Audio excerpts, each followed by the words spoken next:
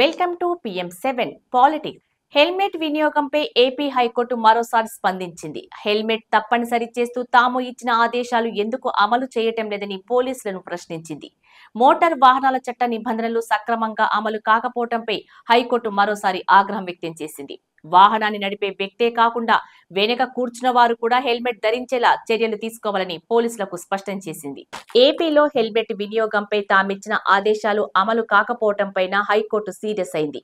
Motor వాహనాల చట్టం నిబంధనలు ఎందుకు సక్రమంగా అమలు కావటం లేదని పోలీసులను ప్రశ్నించింది.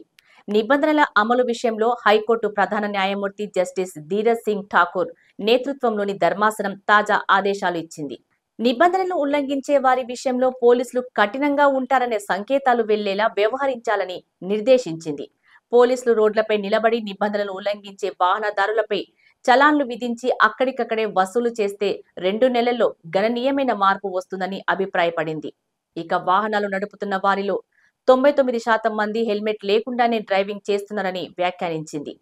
పోలీసులు రోడ్లపై ఉంటే క్రిమినల్ చర్యలు కూడా తగ్గుతాయని పేర్కొంది. హెల్మెట్ ధరించని ద్విచక్ర వాహనదారులను ఎంత మాత్రం ఉపేక్షించవద్దని హైకోర్టు స్పష్టం చేసింది.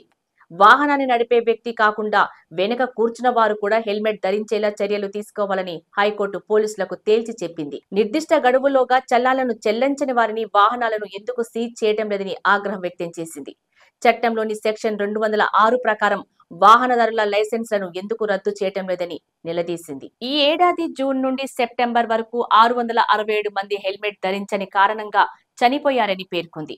హెల్మెట్ తప్పనిసరి చేస్తూ గతంలో ఇచ్చిన ఆదేశాలు అమలు చేసి ఉంటే వారిలో కొందరి ప్రాణాలైనా దక్కేవని వ్యాఖ్యానించింది. అదే విధంగా ఆటో డ్రైవర్లు పరిమితికి మించి స్కూల్ పిల్లలను తీసుకెళ్తున్నా పోలీసులు పట్టించుకోవటం లేదని ఆగ్రహం వ్యక్తం చేసింది.